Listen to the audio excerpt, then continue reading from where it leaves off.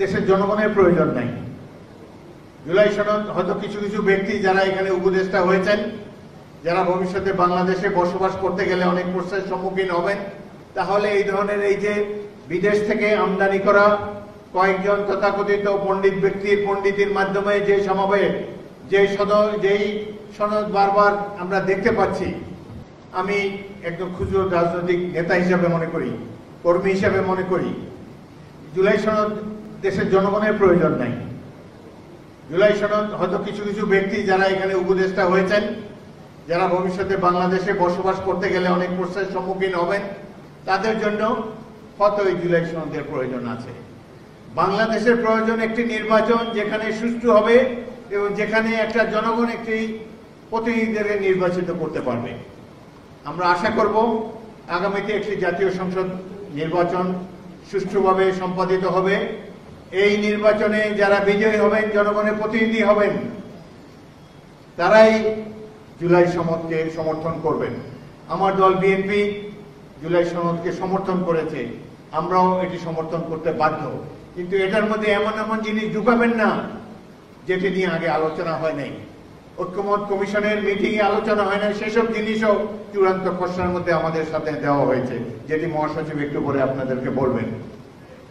এই ধরনের সনদের আমাদের প্রয়োজন নাই। আমাদের প্রয়োজন একটা পার্লামেন্ট, যে পার্লামেন্ট আগামী দিনের ভাগ্য নির্ধারণ করবে, যে পার্লামেন্ট এই সনদকেও বাস্তবায়িত করবে এবং আগামী দিনে গণতন্ত্রকে পরিপূর্ণভাবে বিকশিত করতে সক্ষম হবে।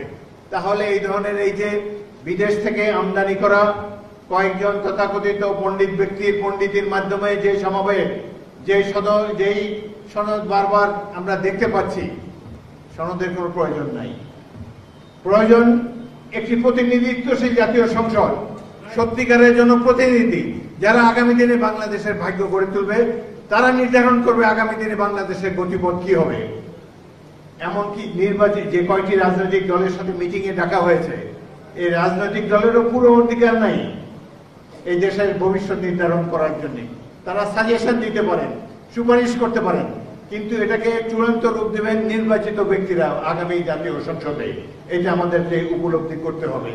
আপনারা এই আগামী দিনে জাতীয় সংসদকে সমর্থন করতে রাজি আছেন সবাই? আমরা একটা ভালো নির্বাচন দেখতে চাই, যেই নির্বাচনে জনগণের প্রতিনিধিরা বিজয়ী হবে। এই যে পিয়ার নিয়ে কথা হচ্ছে, দেশের জনগণকে জিজ্ঞেস করুন, কেউ পিয়ার চেনেও না, পিয়ার কেউ চায়ও না। আমরা 100 বছর ধরে একজন ব্যক্তিকে নির্বাচিত করে আসছি, তারা ব্যক্তির কাছ থেকে, ভোটারের কাছ থেকে ক্ষমতা তুলে নিয়ে একটা রাজনৈতিক দলের কাছে সমর্পণ করতে চায়। তাহলে জনগণ তো এমনি ক্ষমতাহীন, তাদেরকে আরো ক্ষমতাহীন করতে হচ্ছে। সুতরাং আমরা চাই বর্তমান যে ব্যবস্থা নির্বাচন হচ্ছে, সেই ব্যবস্থার মাধ্যমে যাতে নির্বাচন হয়। এই যে আপার হাউসে যে পিআরের মাধ্যমে আপার হাউস গঠন করার প্রয়োজন কথা বলা হয়েছে, এটি নিয়ে কিন্তু কোনো ঐক্যমত হয় নাই ঐক্যমত কমিশনে। এটা আচমকা আমাদের কাছে উপরে চাপিয়ে দেওয়ার চেষ্টা করছে। বিএনপি দেশের সবচেয়ে জনপ্রিয় দল, শক্তিশালী দল। আমরা কেবলমাত্র নির্বাচনটা যাতে হতে পারে এই জন্য অনিচ্ছা সত্ত্বেও অনেক কিছুতে রাজি হয়েছি, কিন্তু তারা একে বিএনপির দুর্বলতা ভেবে নিয়েছে। একের পর এক জনগণের কাছে গ্রহণযোগ্য নয় এমন সব জিনিস এই সনদের মধ্যে তারা ঢুকিয়ে দিয়েছে। ইনশাল্লাহ সঠিক নির্বাচন হোক, আমরা ইনশাল্লাহ দেখব বাংলাদেশের জন্য করণীয় কি। বাংলাদেশের জনগণের সমর্থন নিয়ে জনগণের প্রতিনিধিরাই তারা নির্ধারণ করবেন আগামী নির্বাচনের পরে। অপেক্ষা করুন সেটার জন্য।